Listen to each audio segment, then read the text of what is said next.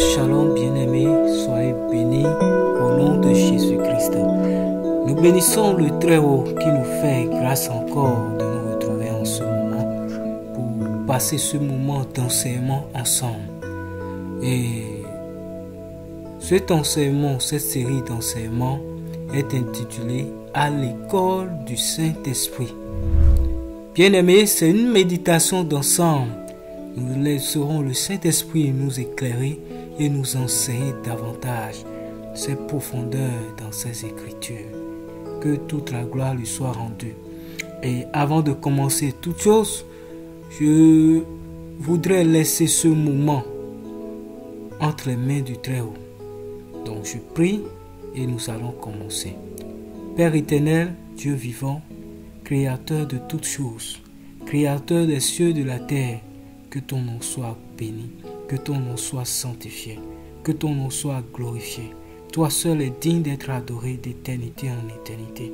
Merci infiniment pour cette grâce que tu nous as accordée de donner ta vie en sacrifice pour nous. Oui, tu nous as tellement aimés, oui, que tu as accepté payer le prix pour notre liberté et tu as payé ce prix par le sang de Jésus-Christ. Oui, que ton nom soit béni. Merci infiniment de nous avoir donné ce pouvoir de devenir des enfants de Dieu. Et étant tes enfants, Seigneur, tu nous as scellés avec ton esprit. Oui, cet esprit qui est là avec nous et qui nous enseigne chaque fois tes profondeurs, qui est notre consolateur et qui est notre enseignant parfait. Que ton nom soit béni. Nous t'abandonnons ce moment. Dirige-nous et permets-nous de recevoir encore de ta part au nom de Jésus-Christ de Nazareth. Et que par ces méditations, il y ait une transformation dans nos vies et dans notre manière de te servir, dans notre manière de t'adorer. Au nom de Jésus-Christ, nous avons prié. Amen. Amen. Alléluia, bien-aimés. Et je disais tantôt que notre enseignement est intitulé « À l'école du Saint-Esprit ». Et cet enseignement consiste à méditer le livre de Genèse, donc de Genèse à l'Apocalypse. Donc nous commençons par le livre de Genèse, le premier chapitre du livre de Genèse. Retenons que le livre de Genèse est le premier livre de la Bible écrite, et à l'exception peut-être du livre de Job. Et notre but n'est pas d'aller faire des études sur l'écriture de la Bible et tout ça, non. Mais nous sommes là pour étudier, pour recevoir de la part de Dieu, pour méditer ensemble. Donc notre méditation du premier chapitre du livre de Genèse sera faite suivant plusieurs grandes lignes. Nous aurons au total 5 grandes lignes que nous allons développer au cours du temps. Ces 5 grandes lignes seront des parties que nous allons développer par la grâce de Dieu. Donc, la première partie est la création des cieux et de la terre. Ça couvre Genèse 1, versets 1 à 2. Et nous avons l'organisation autour de la terre et création dans Genèse 1, verset 3 à 25, qui relate l'organisation de tous les éléments autour de la terre pour la prêter et lui donner forme, et la création des luminaires, des végétaux, des espèces aquatiques, des oiseaux et des animaux terrestres. Nous aurons un autre point qui est la création de l'homme, créature particulièrement formée à l'image et à la représentation de Dieu et ses pouvoirs reçus. Dans Genèse 1, verset 26 à 28. Nous allons voir l'orientation, les orientations diverses que Dieu a données, les consignes que Dieu a données concernant l'alimentation de chaque créature que Dieu avait créée, ayant un souffle de vie, et également ce qui concerne l'homme. Dans Genèse 1, verset 29 à 30. Nous aurons le dernier point, l'appréciation des œuvres réalisées par Dieu lui-même pendant ces 6 jours de la création. Dans Genèse 1, verset 31. Après cela, nous aurons une conclusion pour le premier chapitre du livre de Genèse. Entamons avec la première grande ligne de Genèse chapitre 1, la création des cieux et de la terre. Genèse 1, versets 1 à 2, il est écrit: Au commencement, Dieu créa les cieux et la terre. La terre était informe et vide. Il y avait des ténèbres à la surface de l'abîme, et l'Esprit de Dieu se mouvait au-dessus des eaux. Cette première partie sera développée en 8 parties par la grâce de Dieu. Alléluia. La première partie, Dieu, seul auteur de la création, il était. Bien-aimé, Genèse 1, verset 1 nous présente l'auteur, créateur des cieux et de la terre, Dieu. Ce verset montre en même temps l'existence d'un être suprême qui décide du commencement de toutes choses et de sa création. Ce verset présente Dieu comme un architecte qui avait un plan bien défini et qui décida d'exécuter son œuvre au temps fixé. Comme le dit les Écritures, il est écrit: Toi, Seigneur, tu as au commencement fondé la terre, et les cieux sont l'ouvrage de tes mains. Hébreux 1, verset 10. Nous avons également Ésaïe qui dit: Car ainsi parle l'Éternel, le Créateur des cieux et de la terre, qui a formé la terre, qui l'a faite et qui l'a affermie, qui l'a créée pour qu'elle ne fût pas déserte, qui l'a formée pour qu'elle fût habitée. Je suis l'Éternel, il n'y en a point d'autre. Ésaïe 45, 18. Nous avons également Zacharie 12, verset 1, la partie B qui dit: Ainsi parle l'Éternel qui a étendu les cieux et fondé la terre, et qui a formé l'esprit de l'homme au-dedans de lui. Nous avons également Job 38, verset 4. Mais bien aimé, quand il est écrit dans Genèse 1, verset 1, au commencement Dieu créa. Au commencement Dieu créa voudra dire qu'avant le commencement fixé, Dieu est. Pour ne pas dire qu'avant le commencement fixé, Dieu, lui, il était avant ce commencement. Avant toute chose, Dieu était. Il est et sera, puisque, ayant fixé le commencement, le début de ses œuvres, il connaît aussi la fin de toutes choses et la suite de l'éternité. Oui, au commencement, Dieu créa. Ça veut dire qu'il est hors de la création. Lui, il existait avant la création. C'est lui qui a programmé ce commencement, qu'il a fixé lui-même. Et en ce temps, quand il a fixé, il a commencé son œuvre. Nous avons au psaume 90 qui dit: Avant que les montagnes fussent nées et que tu eusses créé la terre, le monde, d'éternité en éternité, tu es Dieu. Au commencement était la parole, et la parole était avec Dieu, et la parole était Dieu. Jean 1, verset 1.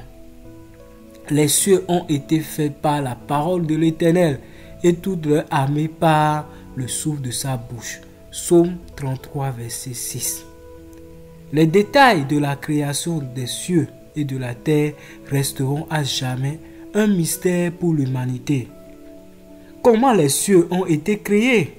L'ensemble des cieux s'élève à combien? De quoi ont été créés les cieux?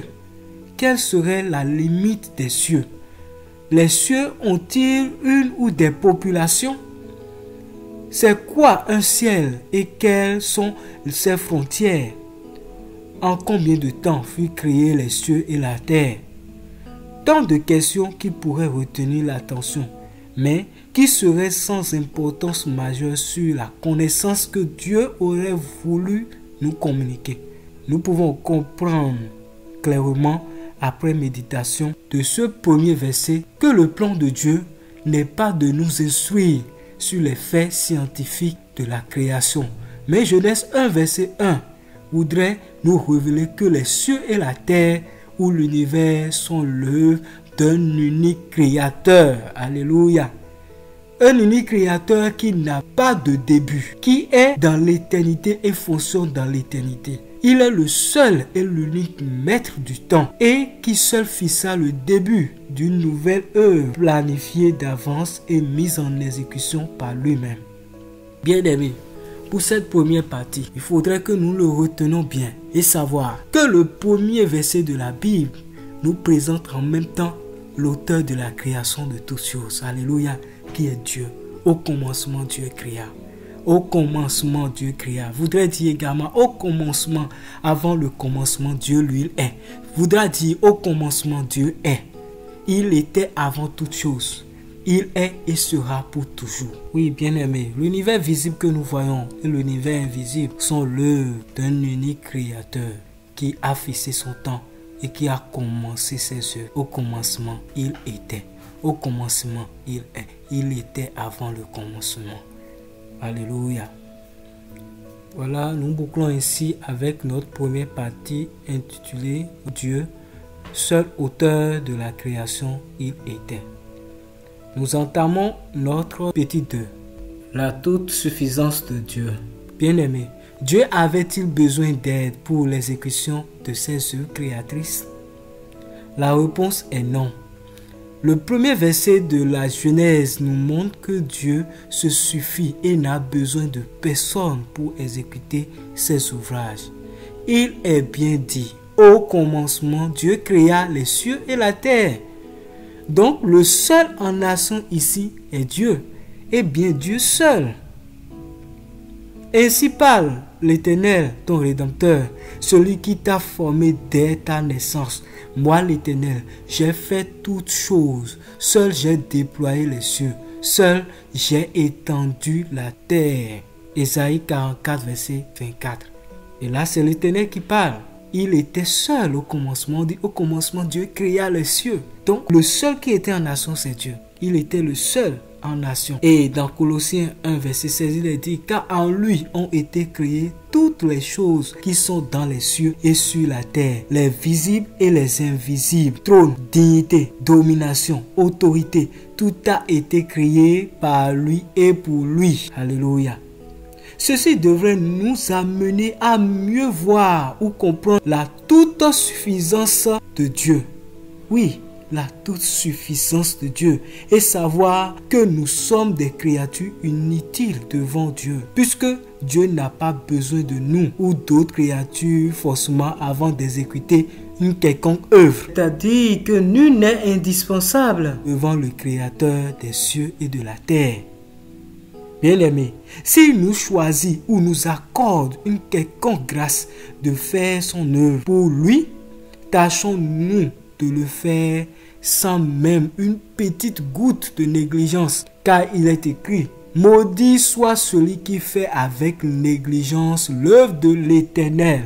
Jérémie 48, verset 10. Avec une rigueur et discipline absolue, rendons-nous utiles entre les mains de l'unique architecte de l'univers. Quoique nous sommes des créatures inutiles ou des serviteurs inutiles. Oui, c'est une grâce quand le Seigneur nous associe à son œuvre, mais quand le Créateur des cieux et de la terre nous confie une œuvre. Bien-aimés, tâchons-nous de le faire avec zèle, pas avec nonchalance, pas avec négligence. Parce qu'il n'a pas en réalité besoin de nous avant de faire quoi que ce soit. Dieu se suffit lui-même. Dieu se suffit lui-même. Il est Dieu au commencement. Il n'a eu besoin de personne pour faire son œuvre. Seul, il a accompli ses œuvres. Aujourd'hui, c'est un privilège pour nous. Si nous nous retrouvons au service de Dieu, nous devons le faire avec détermination. Et non avec négligence, et non avec esprit de parti, et non en visant des intérêts égoïstes, et non avec d'autres motivations. C'est une grâce de servir ce Dieu qui est le seul créateur de l'univers visible et invisible. À lui seul soit la gloire d'éternité en éternité, au nom de Jésus-Christ de Nazareth. Amen. Soyez bénis. Shalom.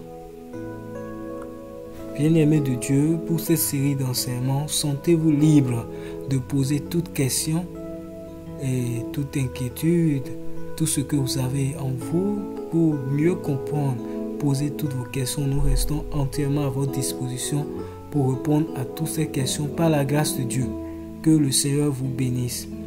Vous pouvez nous laisser des questions par commentaire ou par note vocale, par tout ce que vous voulez. Vous pouvez nous joindre sur nos différentes plateformes également pour nous poser vos questions et suggestions. Soyez bénis au nom de Jésus-Christ.